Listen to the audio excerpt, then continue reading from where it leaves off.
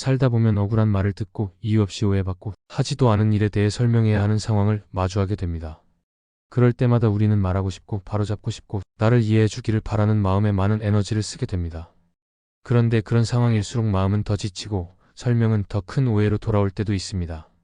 아무리 말해도 통하지 않는 벽 같은 사람들 앞에서 무력감을 느끼고는 합니다. 그러나 성경은 우리에게 모든 싸움을 다 싸우라고 말씀하지 않으십니다. 어떤 싸움은 애초에 우리가 나서지 말아야 하고 어떤 말은 침묵으로 지키는 것이 더 지혜로운 때가 있습니다. 우리가 지금 겪는 많은 내적인 혼란과 외적인 충돌은 단순한 인간관계의 문제가 아니라 보이지 않는 영적 싸움에서 시작되는 경우가 많습니다. 오늘 말씀을 통해 영적 전쟁 한가운데 있을 때 우리가 무엇을 기억해야 하는지 그리고 어떻게 말과 침묵을 구분하며 반응해야 하는지를 함께 살펴보기 원합니다. 첫째, 영적 전쟁은 사람과의 갈등이 아니라 사람을 사용하는 사단과의 싸움이라는 것을 기억하세요.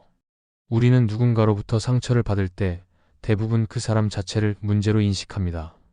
왜 그런 말을 했는지, 왜 그렇게 행동했는지 이해하려고 하고 그 사람이 바뀌기를 기대하거나 아니면 그와의 관계를 끊으려고 합니다.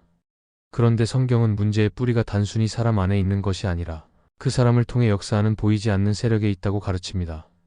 사도 바울은 에베소서 6장에서 우리의 씨름은 혈과 육을 상대하는 것이 아니라 어둠의 세상 주관자들과 하늘에 있는 악한 영들을 상대하는 것이라고 말했습니다.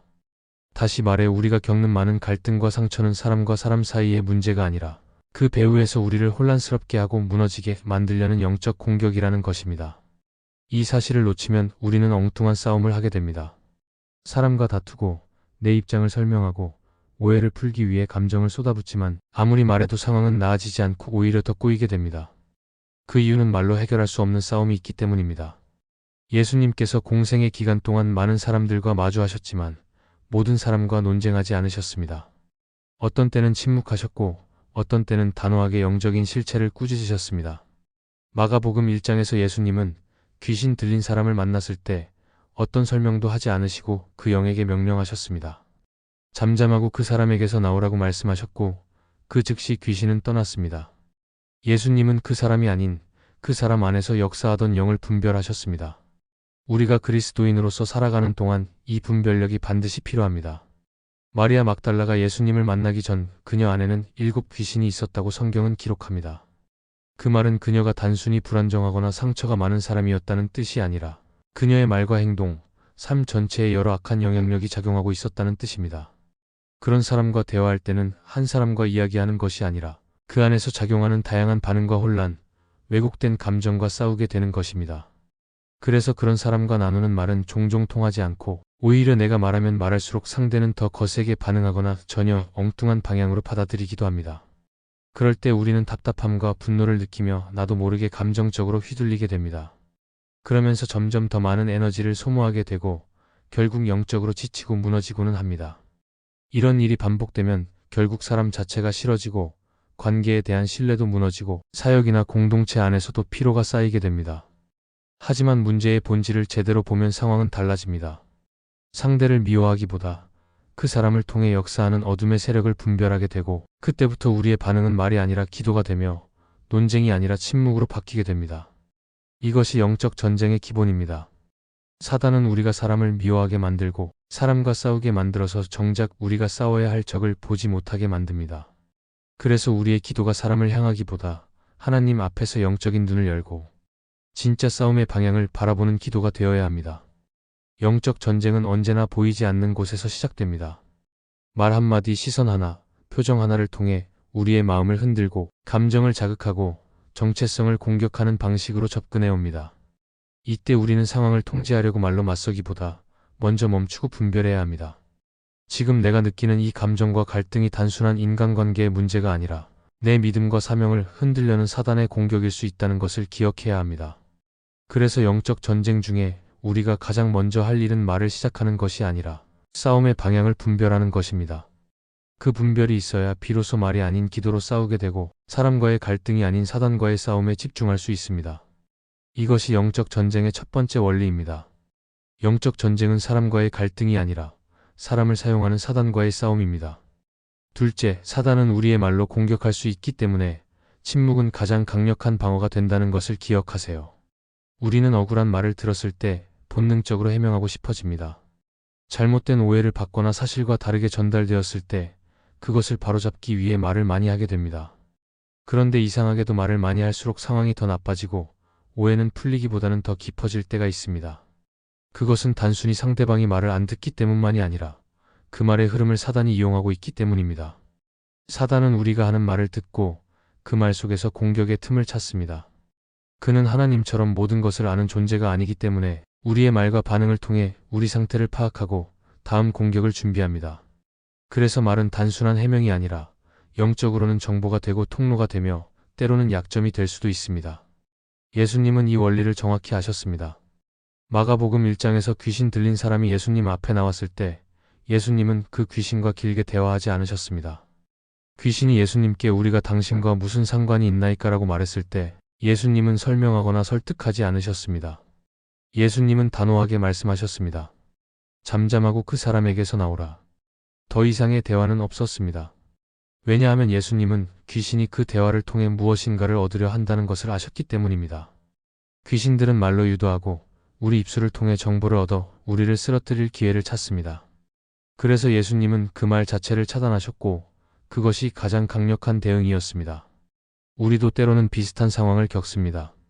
누군가가 악의적으로 내 의도를 왜곡하고 내가 하지도 않은 말을 했다고 몰아갈 때 우리는 억울함에 견딜 수 없어 말을 시작합니다.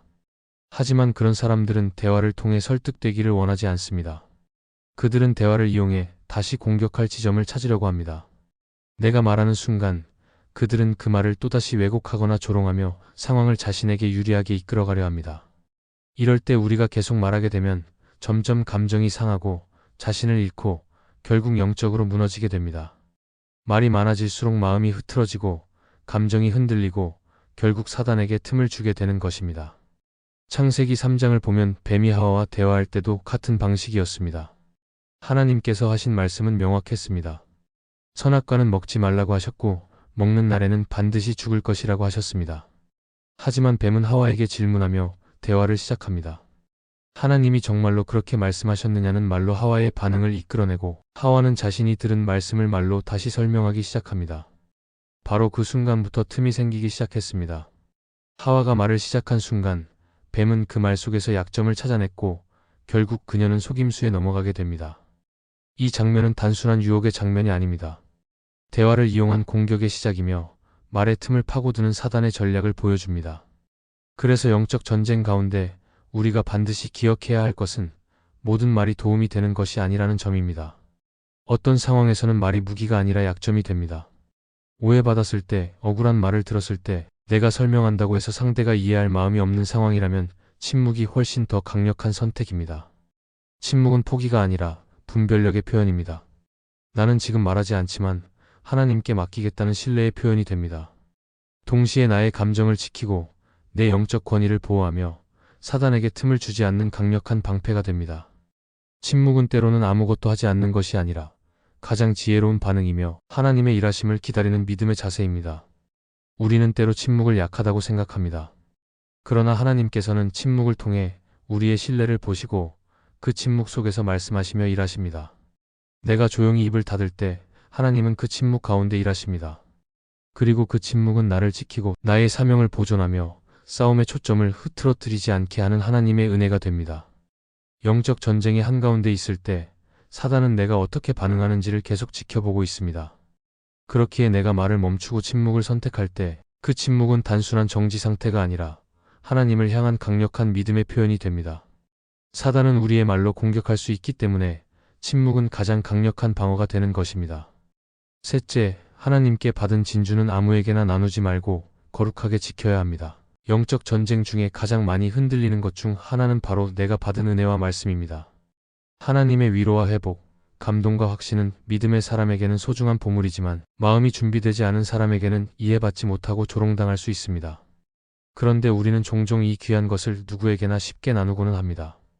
진심으로 위로받은 기도 제목, 간절한 결단, 하나님께 받은 사명 같은 것을 설명하려 하지만 듣는 이가 그것을 소중히 여기지 않으면 오히려 상처가 되고 무시당하며 마음이 꺾이게 됩니다. 이때 우리는 괜히 말했다는 후회와 함께 깊은 실망을 경험하게 됩니다. 사실 이 일도 사단이 우리를 공격하는 방식 중 하나입니다. 우리로 하여금 너무 쉽게 마음을 열고 준비되지 않은 사람에게 진주를 던지게 만들고 그 결과 상처를 통해 다시 마음을 닫게 만드는 방식입니다. 예수님께서는 마태복음 7장에서 거룩한 것을 개들에게 주지 말고 너희 진주를 돼지 앞에 던지지 말라고 하셨습니다. 왜냐하면 그들이 그것을 밟고 돌이켜 너희를 해칠 수 있기 때문입니다. 이 말은 단지 예의를 말하는 것이 아닙니다. 영적인 분별에 대한 말씀이며 하나님께 받은 것을 어떻게 다뤄야 하는지에 대한 매우 중요한 경고입니다. 돼지는 진주의 가치를 모릅니다. 오히려 진주를 자기에게 필요 없는 돌처럼 여기고 짓밟고 분노해서 해를 가하려 합니다. 우리의 마음속에 주신 말씀과 은혜가 아무에게나 설명되어야 하는 것은 아닙니다. 때로는 그것을 받아들일 준비가 된 사람에게만 나누고 나머지에게는 침묵하는 것이 지혜입니다. 하나님께 받은 감동과 말씀은 때를 기다려야 합니다. 그것은 마치 씨앗과도 같습니다. 아무 땅에나 뿌리면 열매를 맺는 것이 아니라 준비된 밭에 뿌려야 자랍니다. 사람도 마찬가지입니다. 마음이 굳어있고 하나님을 인정하지 않는 사람에게 아무리 좋은 말씀을 전해도 그들은 그것을 받아들이지 않을 뿐 아니라 오히려 그것을 근거로 비난하고 왜곡하며 상처를 주려 할 수 있습니다. 그러므로 침묵은 단지 말을 하지 않는 것이 아니라 내 안에 귀한 것을 지키는 방식입니다. 그것은 나를 지키는 동시에 하나님이 주신 것을 가볍게 만들지 않는 거룩한 태도입니다. 성경을 보면 예수님도 항상 모든 사람에게 똑같이 말씀하신 것이 아닙니다.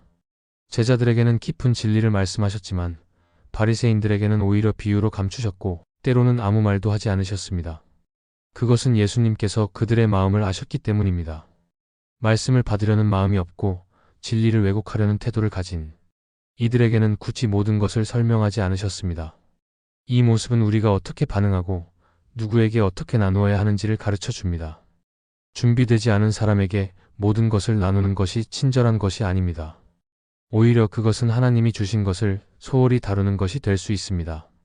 말씀이 깊어질수록 하나님과의 교제가 깊어질수록 우리는 더 조심스럽고 분별력 있게 말해야 합니다. 누구와도 쉽게 나누고 누구에게나 쉽게 설명하려는 습관은 영적으로 우리를 지치게 만들고 때로는 다시 침묵하게 만드는 상처를 남깁니다. 그렇기 때문에 침묵은 지혜입니다. 그것은 나의 진주를 지키는 울타리이며 사단이 그것을 뺏어가지 못하게 하는 방패입니다. 말할 때보다 더 많은 용기와 절제가 필요하지만 침묵은 결국 나를 보호하고 내가 받은 것을 온전히 지키게 합니다. 하나님께 받은 진주는 아무에게나 나누지 말고 준비된 마음에게만, 기도하며 분별된 사람에게만 전해야 합니다. 그것이 영적 전쟁 가운데 우리가 지켜야 할 거룩한 질서입니다. 넷째, 침묵은 패배가 아니라 하나님을 신뢰하는 사람만이 선택할 수 있는 영적 무기입니다. 우리는 종종 침묵을 오해합니다. 말하지 않는 것을 두려움으로 보고 반응하지 않는 것을 약함으로 생각합니다.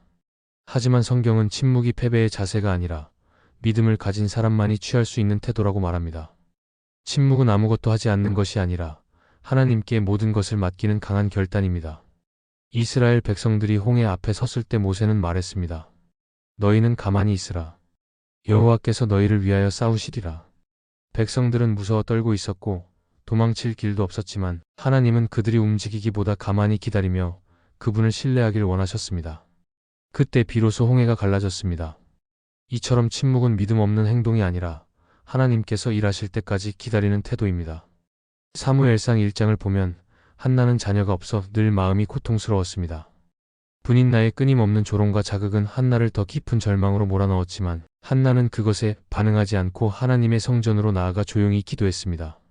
그녀는 침묵했지만 그 침묵 안에서 마음을 쏟아내며 하나님 앞에 진실한 기도를 드렸습니다. 결국 하나님은 그녀의 기도를 들으시고 사무엘이라는 응답을 허락하셨습니다. 만약 그녀가 그 고통의 순간마다 말로 대응하고 억울함을 풀려고 했다면 이 위대한 믿음의 장면은 성경에 기록되지 않았을 것입니다. 침묵은 곧 하나님을 향한 절대적인 신뢰였습니다. 예수님께서 십자가 앞에서 재판을 받으실 때도 마찬가지였습니다. 마태복음 26장에서 사람들이 거짓 증언으로 예수님을 고발했지만 예수님은 아무 말씀도 하지 않으셨습니다. 침묵하신 그분의 모습은 무력함이 아니라 하나님의 뜻을 온전히 신뢰하며 그 뜻에 순종하는 모습이었습니다.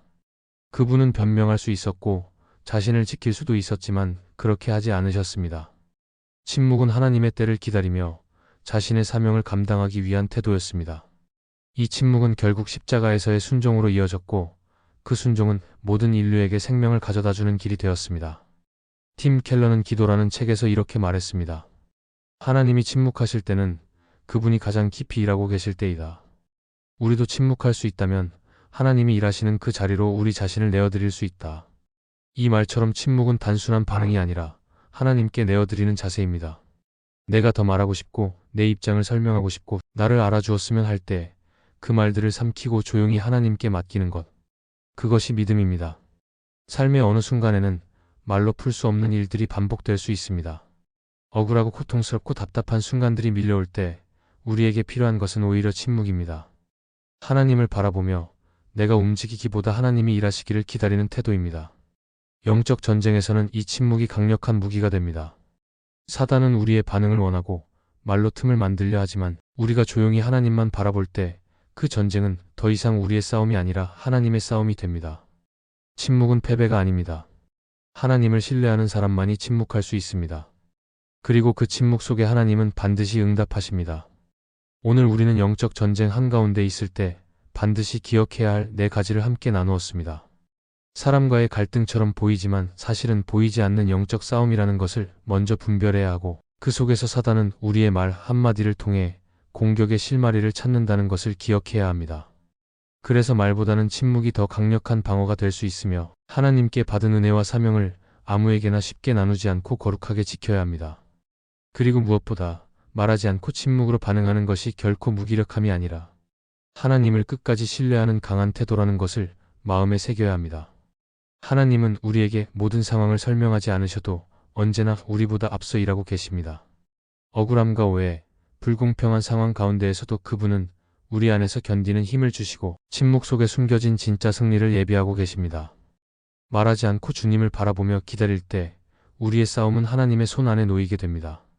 그리고 그때 우리는 사람을 바꾸려 하지 않고 상황을 조정하려 하지 않고 하나님만 신뢰하는 자리에 서게 됩니다.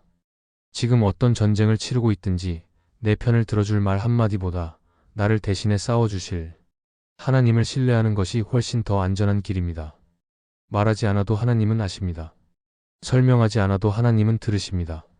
내가 침묵할 때 하나님이 말씀하시고 내가 멈출 때 하나님이 일하십니다. 그러니 지금 이 싸움이 치열할수록 더 깊이 침묵하며 하나님을 바라보길 바랍니다. 그분이 우리 편이십니다. 그리고 그 사실만으로 충분합니다. 이 영상이 은혜가 되셨다면 좋아요와 구독으로 함께 해주세요. 여러분의 한 번의 클릭이 더 많은 사람들에게 하나님의 말씀을 전하는 소중한 통로가 됩니다. 감사합니다. 하나님께서 여러분의 삶의 평안과 은혜로 함께 하시기를 기도합니다.